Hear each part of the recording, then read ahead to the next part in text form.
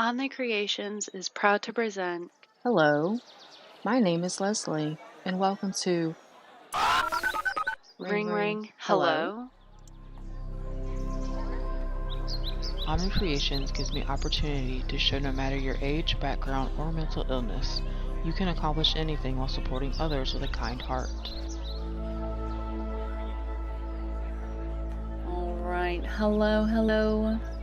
We have me, myself, and I, Miss Rebecca. We have Miss Leslie in the house. Hi, everyone. We also have the one and only Miss Lilith Lee from GLTNI in the house. Can we get a round? Yay. Hi. Thank you. So, Miss you. Lilith, how are you doing today? Thank you so much for joining. I'm good. Yeah, I'm really excited. I always love doing like little recordings and episodes, and I love talking. So I'm excited. Perfect. The most beautiful personality, I tell you.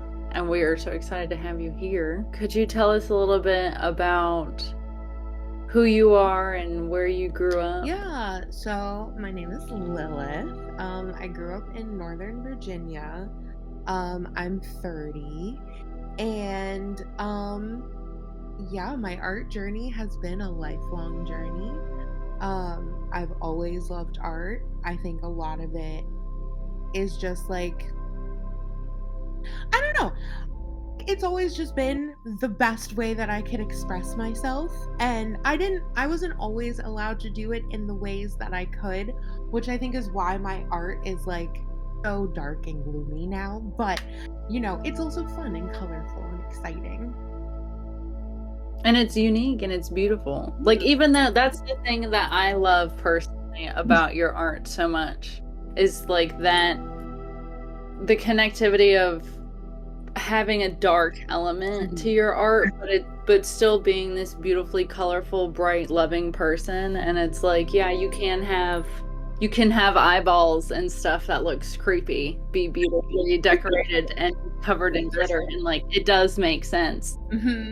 It does. It's like taking something that's really dark and difficult, and I think a lot of people struggle with it, and just, you know, negative images in general. Like, I think a lot of it comes from like, so I love gore in just as a concept. I actually hate scary movies though. I'm a big scaredy cat. And my best friend will attest to this because she loves scary movies. And I'm like interested in like the concept of them. And I love the storyline, but watching them, I end up freaking myself out. But I do love really gory comic books. And I feel like that's where it started, was just like the idea of taking in gory images and being like, oh wow, these images are still really beautiful, and wanting to recreate that concept in, I guess, more of a girly pop kind of fun way. I feel like that really is my personality. But I've dealt with a lot of like really awful shit in my life, and you know, I think it's just the best way that I can express it while not feeding into the negative aspect of it. Absolutely. It's so important to be able to process the things in our lives that are harmful. And the art is the expression, you know, like art is our way of being able to get out that darkness out of ourselves, because it's like because what happens when we deny the existence of something within us, it overcomes us. And it's like when you take it and you look it in the mirror and you say, hey, I'm gonna love this part of myself, even if it's hard to look at or deal with, and then I'm gonna turn it into something, and then you share it with the world, and it's like you get to build a community of people. You get to meet all kinds of people who, when you're really into it, you see the need for the connection, you know, and the community that it brings, because like we would have never gotten to meet if you, and it's just, there's just so many people that I wouldn't get to know if they hadn't followed their art, even if it comes from maybe not the most beautiful looking all the time muses, like our art is still a part of ourselves, and like it's still very beautiful, even if it is not everybody's cup of tea. Yeah, and I also think in some ways, like not being everybody's cup of tea, like I don't make my art to be pretty to everybody. I think you do have to be a certain type of person to engage with my art, to like my art. And I think for a very long time I struggled with the idea of my art not being palatable. I think because I didn't want to be perceived as not palatable for people. And I think that also comes with, you know, masking when I didn't, you know I was autistic, and I was, you know, genuinely hiding a lot of parts of myself. And, you know, I felt like after a while I just stopped wanting to express a version. Actually, I would say within the past 2 years, I have wanted to stop expressing myself in a way that's palatable to other people. And I still struggle with it, of course, but my art has been the easiest way to express that. And I feel like a lot of people forget that art is like, you know, it's meant to cause a stir. It's meant to not be palatable. It's meant to cause thought and, you know, feelings, and, you know, that's what my art does. And, you know, because there was even a lady at the vendor market, and I always, even at the vendor market, I'm like, I don't know how people are going to feel about my art. I feel like people either love it or they're very confused by it, which is totally fine. But I just remember there was a lady that like walked past us and just looked at my booth with such disgust. And you would, you know, get offended by that. And, you know, I cannot, understandable. But it was interesting seeing somebody so traversed by, you know, a piece of artwork that's not real. And I was like, that's a very interesting reaction to that. So weird to me. And I think in some ways it's weird that I think about it in that type of way, because, you know, I think a lot of people would take that personally. But I have to remember that, like, I love that kind of art though, that makes people uncomfortable. The way that people perceive my art is not personal, and it never will be. At least to me, it's personal to them. How they react to my art is completely up to them. What you see within my art is completely up to you. I just influence that aspect of you. So I think, so it's interesting to see people's reactions, including the negative ones, because I'm like, wow, that really brought up some feelings for you. Let's explore that. Absolutely. You know? Like that's why, that's when I make a creepy piece of art, like this wall is my creepy stuff. I so understand, because I've also always been very drawn to the macabre of life, and I don't know if it's an Aspie thing. It may just but you know, you never know. But it's like I've also always just been so confused by people who are deterred by something that makes them uncomfortable, especially if it's a visual of something, and it's like, why? Especially if it's art. Like art, it's supposed to be visceral, so that you do you think it's perhaps this lack of introspection that people, because I guess art, it truly is about inciting introspective thought within yourself. I think it makes people question what is beautiful to somebody. And I think vendor markets do a really good job about bringing that up, because like something might be there that I don't find particularly interesting, or jewelry that I might not wear, but just because it's not interesting to me doesn't mean it's not interesting to somebody else. And I think I think in that way, a lot of people look at my art, and the people that don't like it, you know, why don't you like it?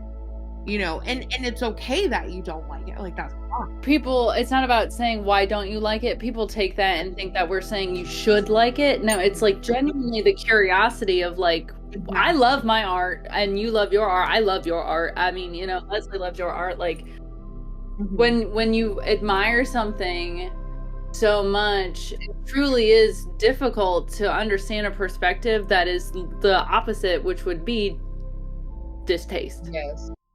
And it's like, people, exactly, I guess the concept is maybe new to some people, that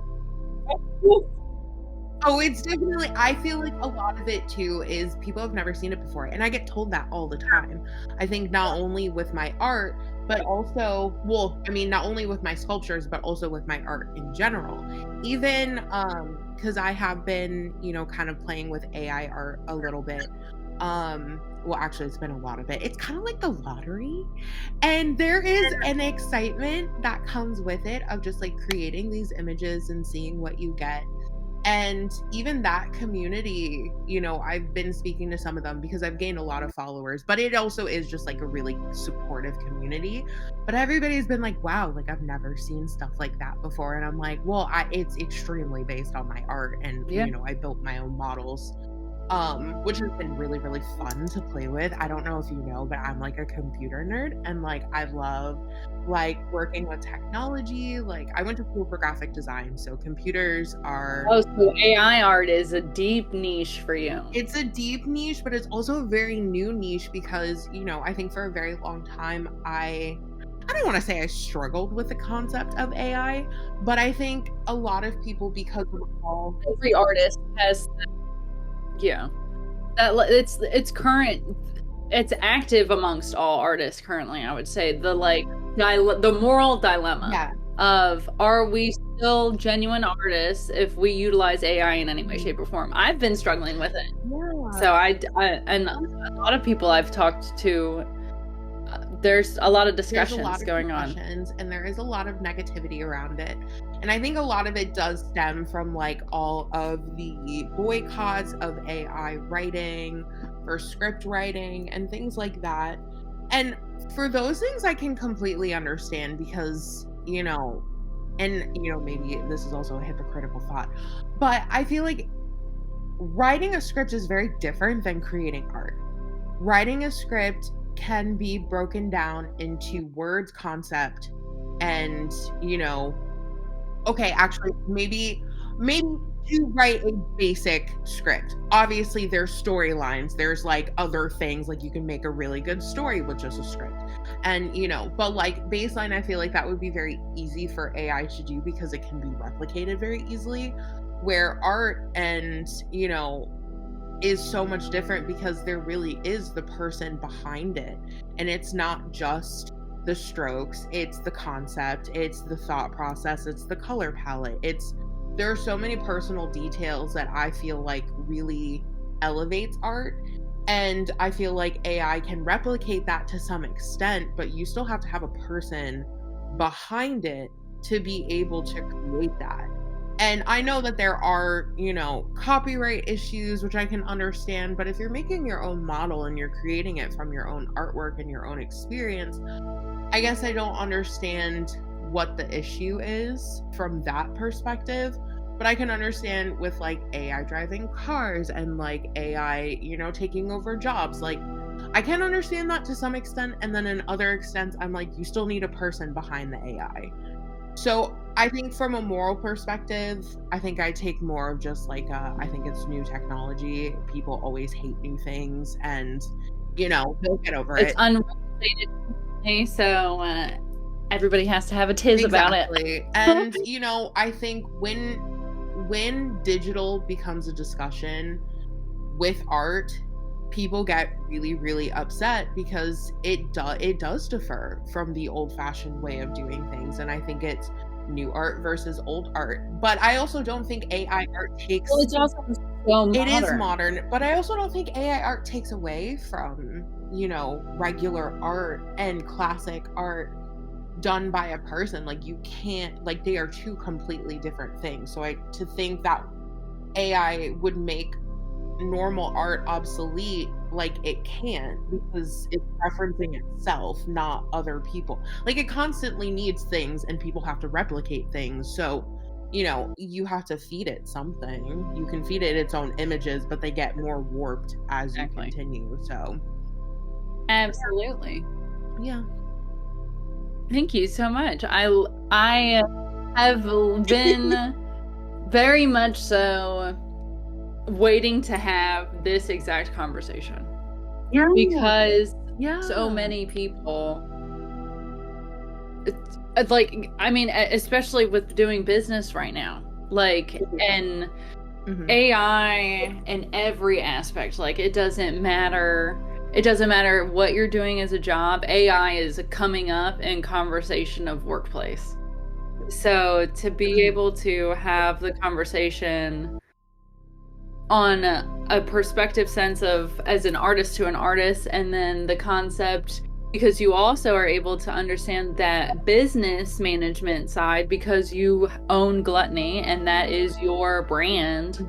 You know, it's like you bring the, what is it, multi-hyphenate or something like that? I can't remember the term, but it's like there's so much complexity to all of us as individuals now, especially with the way constructs are ever evolving. And to be able to share and listen to that perspective, I think we could really open some doors for people to be able to learn.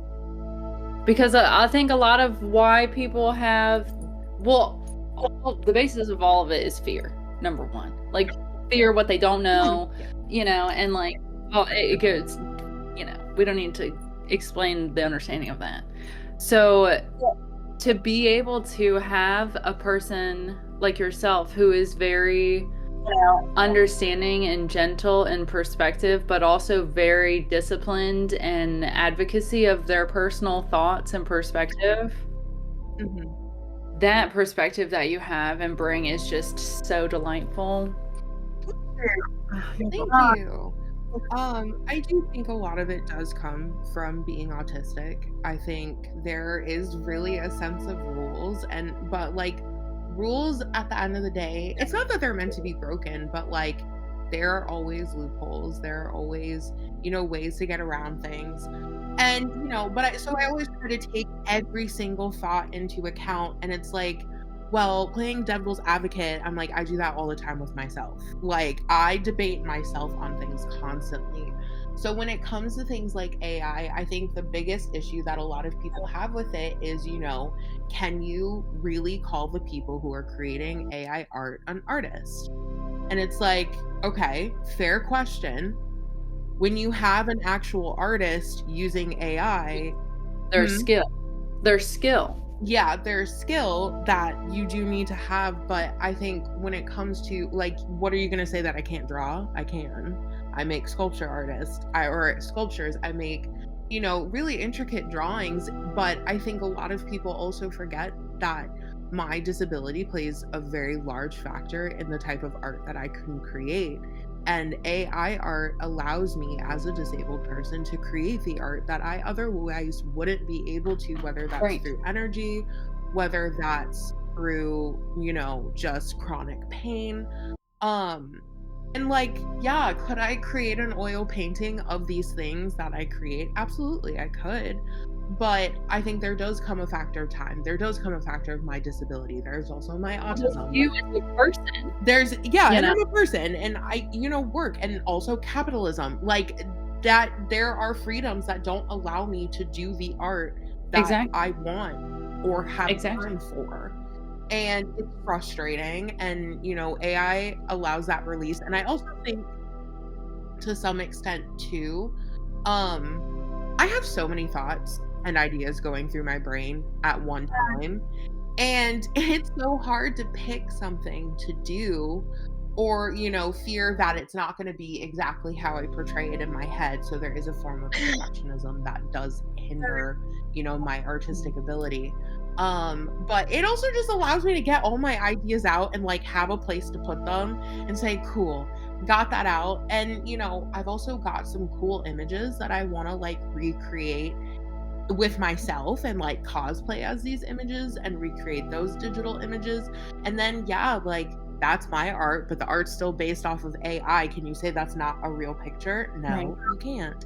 So there's a lot of things, or I think it's just a lack of information and a lack of people understanding like what it takes to create AI art. Like it really isn't as simple. I think that's the main part of it, truly, because like, and that's why I haven't said much, because I don't know much about it. So I'm the kind of person, if I don't know much about it, I'm not going to speak on it. I'm not going to be a hypocrite about it, because I don't know a lot about AI. And I applaud people who take that perspective, because I think it really is hard to not just give your opinion, based off of something you don't know about. And I think that's why I've been quiet. Are hard pressed to give their opinions on things. And it's not that people's opinions aren't interesting. I love hearing other people's opinions or, perspective of thoughts, because I love taking those things into consideration and, changing my perspective on things based off of more information. And that's where the autism part comes in, because it's just wanting constant information on things. And, also talking to like the other AI artists and seeing what their perspective on it is. And like, there really are some people in the AI community that hide who they are because they fear the, backlash. And I am very upfront, proud, open about it. But I think to some extent, and I was telling a person who I was talking to about it, I was like, I do feel like I have the luxury to be able to do that because I have an art background, but not everybody has the luxury to do that. You can't not call me an artist. I'm still an artist, but is somebody else making images that are as cool as mine that isn't maybe, a artist with that type of background and, a BFA, like, absolutely. But that doesn't make their art less than mine. Their experience created their own version of artwork, and theirs is interesting, maybe more, because they don't have, exactly, it's unique to them. And I think people forget that with AI. And like, yes, you can create, it's still creating art, and like, yes, it is splicing images together, but like, to some extent, it's also not. Like, it's such an interesting process, and like, I would love to like walk people through the like my AI process and like how I create a model and like things like that, because it's so fascinating. It's like literally taking like a baby brain and then like filling it with like all the things that you could ever want. Like, I personally fill it with things that I like find inspirational, color palettes that I like. I even plug in like my personal colors, my brand colors that I love. And my artwork and like pictures of women, and like there's so many things that you can add to it to make it personalized. And then I also fed in a lot of my personal artwork, sketches, things like that. So it really is like my imagery, but also the prompts are, really important. But I try not to like really guide it in any particular way. I just tell it what I want it to see, or what I want to see in the image, and then let it do its thing. And I think the other thing too is I lean into the AI art a lot. Like, I don't want to hide the fact that I'm using AI art. I don't want it to be perfect. I don't want it, to look like it could be done by a human, because it's not. Like, I'm not trying to fool anybody. I think it's a tool, just like Photoshop is a tool, just like Illustrator is a tool. And, it's a tool that. And a lot of people had issues with Photoshop. Exactly. And, and people do. People have issues with people who do digital artwork. I mean, it's found all over in the tattoo industry, in the art industry, like in anything. Digital is always, pushed out, and it's hated on a lot. And I get it. I do think it's threatening to, people who are more traditional, and there's nothing wrong with that. That's how the world works. People fear new things. But, I think the more people get educated about it, I think it'll be better. and like more widespread. And I also think with even AI art, like you still have to have an artist behind it. You still have to have a person controlling it. Yeah, that's the thing. You can have a AI bot open on your computer, but if you don't put any information into it, like it's not gonna. Right. It's like a calculator. It's self-learning to an extent, but it's being fed the information you're giving it. Exactly. But it's really fun, and I do feel like it's something that people should play with, like just to see what you can create with it. Now, if you're autistic or ADHD or a, sensory seeking person, it can get pretty fun. But make sure you go to bed on time.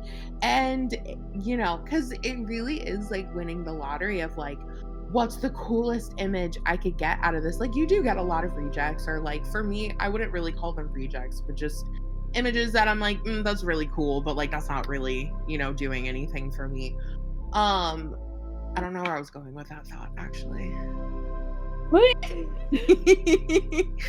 I have a question for you. So could you share how have you monetized your passion? I know you haven't, or I don't want to say I know you haven't, but for the record, you have not sold any AI art, correct? No. So I haven't sold anything. I do plan on selling things.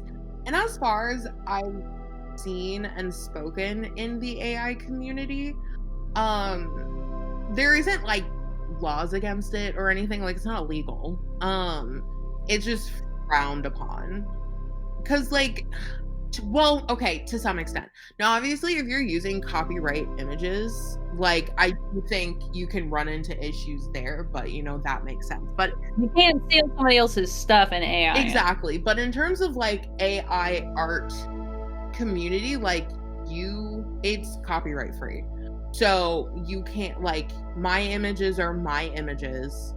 Now, I think I do struggle with the idea of like, okay, what if somebody steals my images and like puts them on things? I think part of me is kind of just like, well, okay, that's fine. You kind of have to get over that. I mean, but like, because I deal with that too.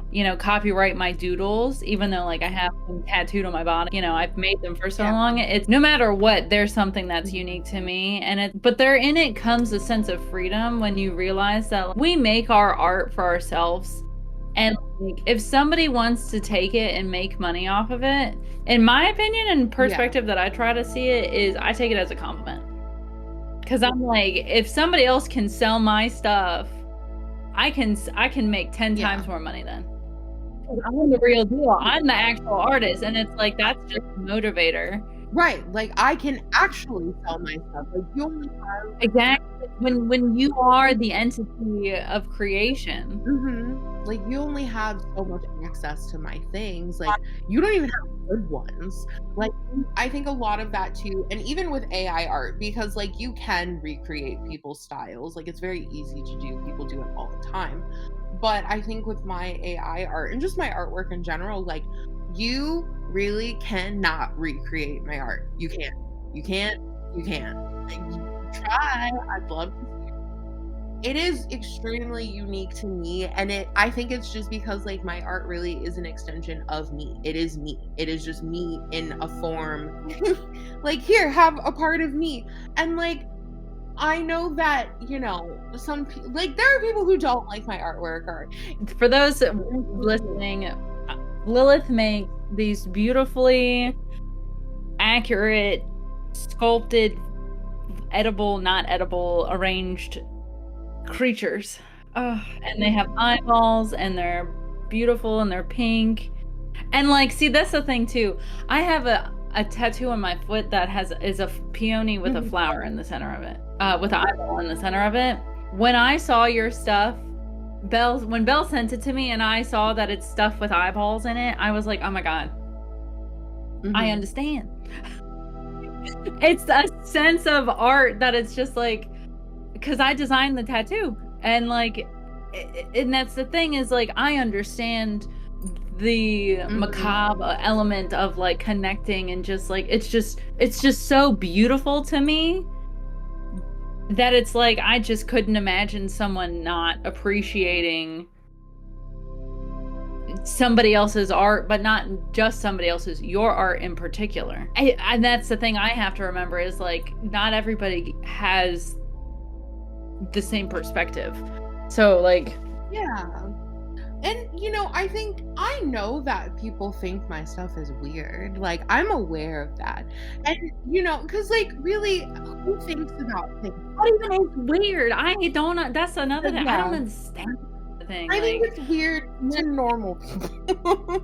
It's weird. Like, when you've been autistic all your life, you don't understand. Traumatized to some extent, you know? My art comes with a little bit of trauma, and I feel like you have to have trauma to get it. But also, eyeballs are fun.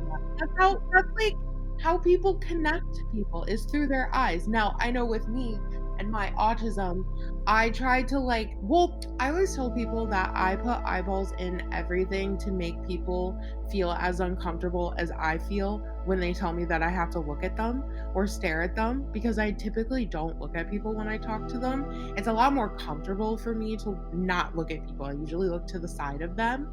And like staring into somebody's eyes is deeply personal, but then I also have an issue of just completely staring at people and then like not. But I'm admiring you. Like, I'm looking at you. You're interesting. Let me take in your details. There's a difference between making eye contact with a person and looking at a person. Exactly. And that's something I think as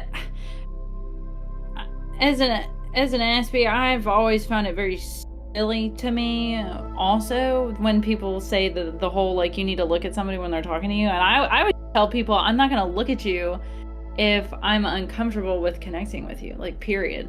Yeah. Like, it's annoying, or not annoying. It's triggering extremely to be told, like, people take an avoidance of eye contact as a disrespect, and it's like actually more respectful. In other cultures, just certain natural instinctive behaviors of an ASB are socially respectful or standard. And yeah, I mean, it's the same thing, you know, with animals. Like, you don't stare at an animal that is, you know, aggressive behavior. So like, no, I'm just not looking at you. But also, I think for me, it's also because I am so in my brain that I have to physically see my brain to be able to talk to you. And if I have to focus on your eyes, I can't focus on my brain, so I can't talk. I have no idea what I'm thinking about. And what's wrong with that? Exactly. Nothing. Nothing at all. And now we have beautiful eyeball art. Yes, all the eyeballs. Yeah, I mean, everything has eyeballs on it to some extent. Whether that's googly eyes or regular ones. What came first, the cake or the eyeball? The cake did, technically. Oh. Yeah, because I owned a bakery way before I did this. But it was like, because I wanted to do the bakery for two things. One, I love creating recipes. I think it's really, really fun. And I love experimenting with food, and it's one of my special interests.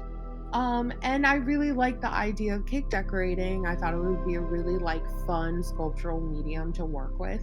And it was for a really, really long time. And then it just became a business and it burned me out. And I tried to find a way that I could still create the things that I love to create, but in a more permanent, disability friendly way. And this was the best way to do it. And, you know, yeah, so technically the cake came before the eyeball. And then I just started putting eyeballs on everything because it looks cute. And they're pretty. Eyeballs are cool. They're so pretty. They're literally so pretty, dude. Like, it shakes me to my core that getting to see people come up to you in person and be like, is this real? Was so exciting. Because it's like, because you're... Well, I'll have to put a picture of your different things that you do for the people can see, because like when I there are certain things in life that just have to be seen in person to be able to truly grasp the weight and influence and the energy that it brings. Because I would say that I think I think the misconception of your art to people has a lot to do with a misconception of themselves. Because like, yeah, it just doesn't make sense any other way to me. Truly, because it's like, it's all just so beautiful. Like, it's not like, you know, you don't make things that are hateful. You know what I mean? Like, your art is hateful. So I don't understand a concept of like, oh, it's just grotesque looking, so it's uncomfy. And it's like, so what? It's still lovely. Like, it's lovely and extreme. It's just fun. Like, people just don't have fun anymore. I think the idea of little food monsters is fun. It's creative about, you know. And I also think, like, I think another thing, and, you know, I do think a lot of my art does tie back to my autism, so I always speak about it, but I am autistic, so to some extent, like, I can't help it. But I think the other thing is, like, I always give things little personalities, and, you know, I personify everything.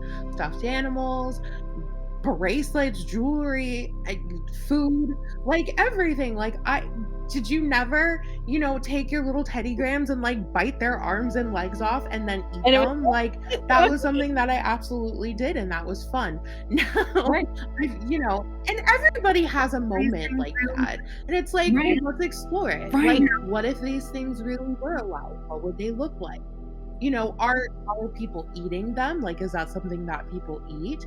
Or, you know, is it a creature that, you know, eats its own thing, and like, it's just a part of life, and like, it's like a bug. I mean, I guess people do eat bugs, but like, finds that like it's your own reality. Like, it's, you get to play, you know, you get like, oh God. And it's so cool. The more I like them looking really realistic, because I want it to be as accurate as possible, as if, like, you know, what if this was really a thing? And I also think, to some extent, I also just like making it as realistic as possible. I do have a deep love of realism through drawing, artwork. It takes a lot of skill too. Yeah, and sculpture. And I think it's just fun, and it's like, it's just a detailed, accurate thing that I really, really appreciate. But the other thing too is, like, a lot of my paintings are suggestive. Like, they are not detailed in how I create it. They are detailed in the amount of depth I give it. Like, it's an art skill versus like sitting there and detailed painting. I'm like, no, it's suggestive from far away and up close. Honestly, like, it looks like a chicken nugget because it's most accurate to trick your brain. Does it look? Yeah, literally. Exactly. So I think it some extra artistry on top of the artistry. So it's always, I just love realistic things, and maybe also for my love of fake foods. Like, as a kid, like, walking around and seeing like fake food displays and seeing how real they could look.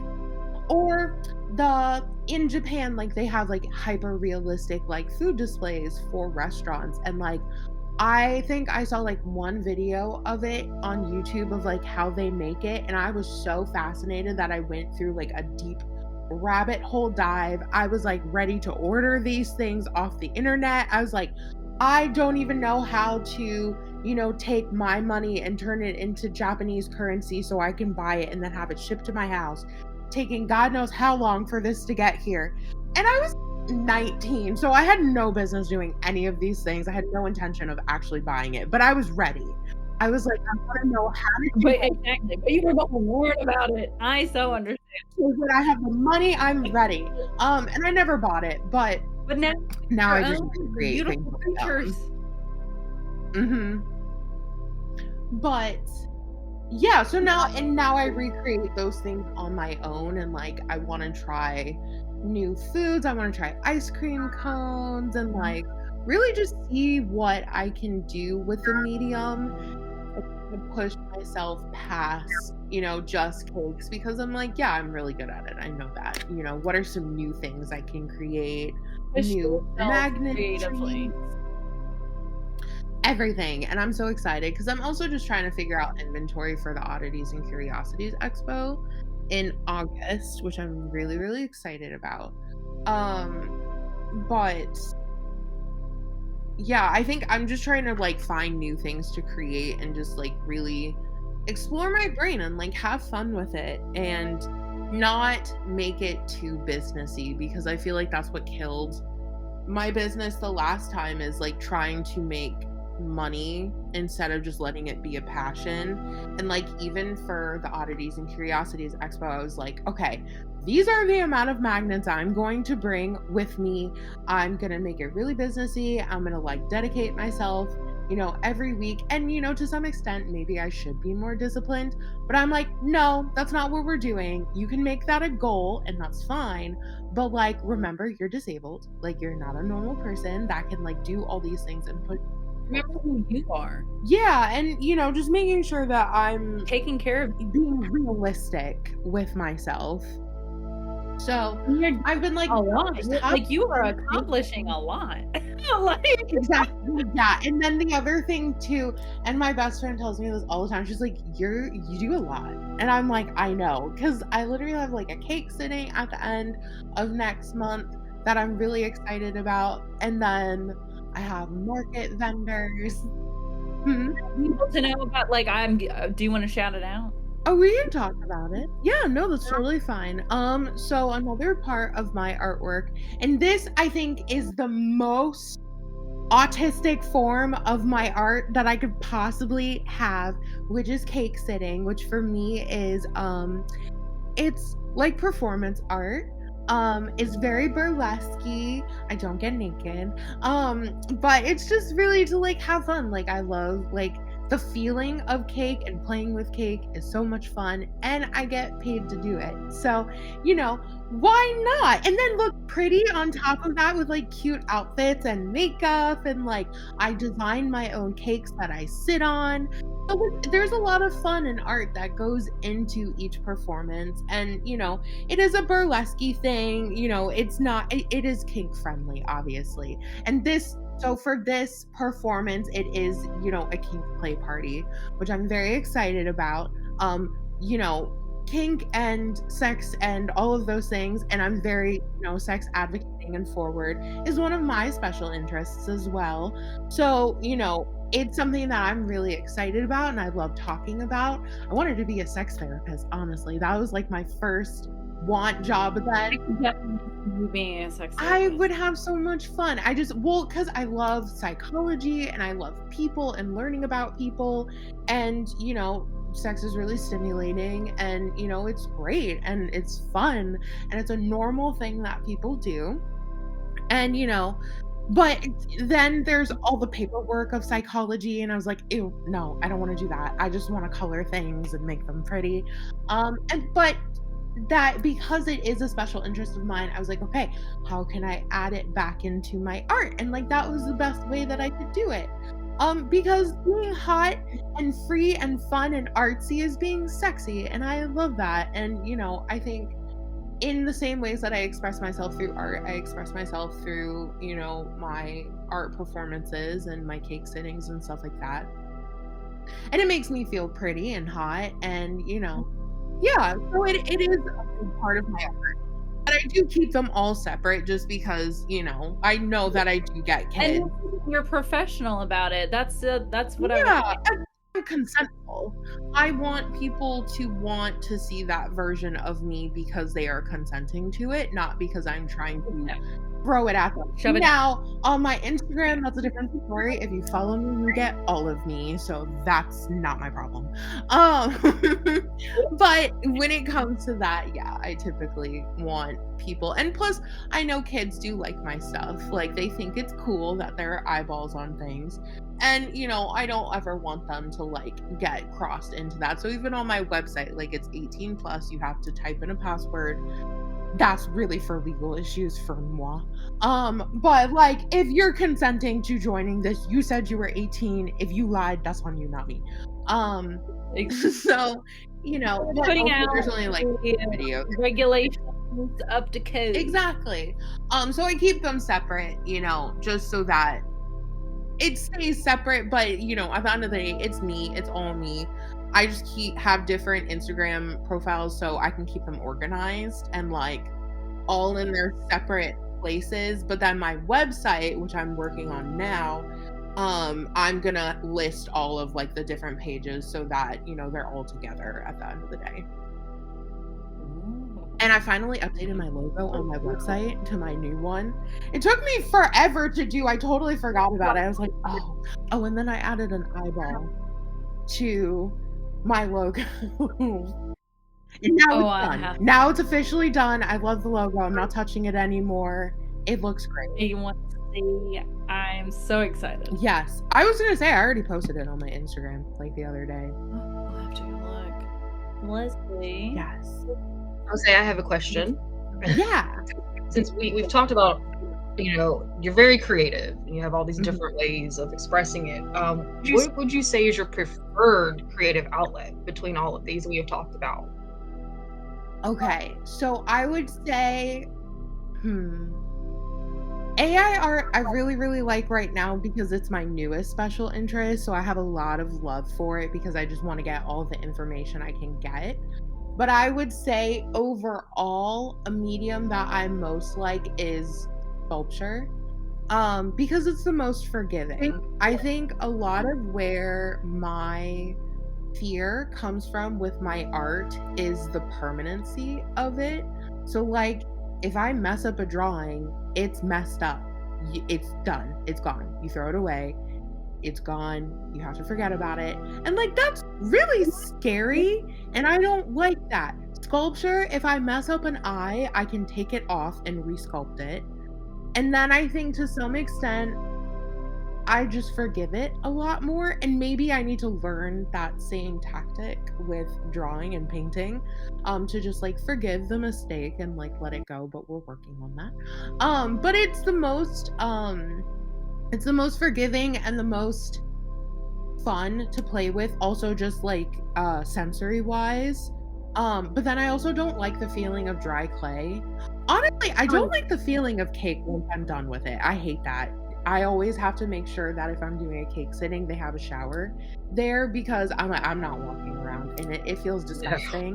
When I'm doing it, it's wonderful. I love it. But then after, I'm like, ew, no, I don't want this to be on me. Take it off. And I can't undress my skin. So I have to like waddle to the bathroom to, you know, be able to shower. But it's the same thing with art. Like while I'm in it, it's great. But then after it's done and I'm like, ew, there's like paint on my hands and I don't want to touch the clay anymore because it's dry and it's getting like thick on my fingers. Or when I do acrylic painting, I blur everything with my fingers, so I'll get like a layer of paint. Although that one's fun because I can peel it off and it's like peeling off glue, and I love that feeling. Oh, when I was a kid, I used to like take glue, smear it on my hand, let it dry, and then peel it off. Me too. Yeah, I find myself still doing that sometimes. Oh, I'll do that every once in a while. It's just a good little pastime, fun thing to do. Yeah, I remember my daughter doing that one day, and she was like, "Mom, look!" And I was like, "Girl, I've been doing that since I was a kid too." Right? You didn't invent that. It's not new. Lilith, thank you so much for all of the wonderful information and sharing with us about your journey as an autistic woman and as a sculptor and an artist, and exploring your AI and embracing healing and new perspectives and just everything. You are just such a light in this world. I tell you what, my word. Thank you so much. Thank you so much. I appreciate that. I had so much fun. Like I said, I love talking, so get me to talk and we'll always and you have such good things to say. We will definitely have you back. Oh yes, please. That would be a lot of fun. I would love that. But thank you for having me. I had so much fun with you both. Absolutely. Thank you. Speaking of, do you have any book recommendations? Okay, so my favorite comic book of all time is Lady Killer, and it's Dark Horse. No, I think it's either. No, I do think it is a Dark Horse comic. But it is one of my favorites. It's super gory. It's about this 1950s housewife who is also a contracted killer, and she has like a little hitman best friend who helps her, and her husband and her family has no idea, and it follows her adventures. And there's like a bunch of them. I think there's like 8 books, but I have the like $100 copy of like all of them together in one book. And it is also like design wise, it is the coolest book ever if you can ever get your hands on it.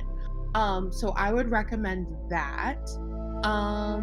Yeah, I would recommend that. I'm not a big like word reader. I'm dyslexic as hell.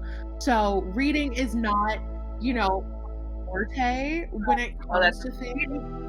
So comic books are better. I do like reading in general. Yeah. I always love like reading to people. Like me and my best friend read to each other. I know, it's so cute. We're adorable. We're dating also, just a little side note. You know. But yeah, we read to each other, but like I'm more of a comic book person than like I know. That's so cute though. I'm like, Becca, we should do that. Yeah, right. Friday, new activity. Read a book to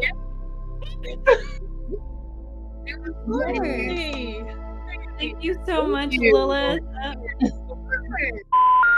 Turn on and tune in with the talk show where 2 friends set the reminder that no matter your background, you're not alone in a post-COVID world. Join us for discussions about parenthood, approaching your 40s, building a business, and more.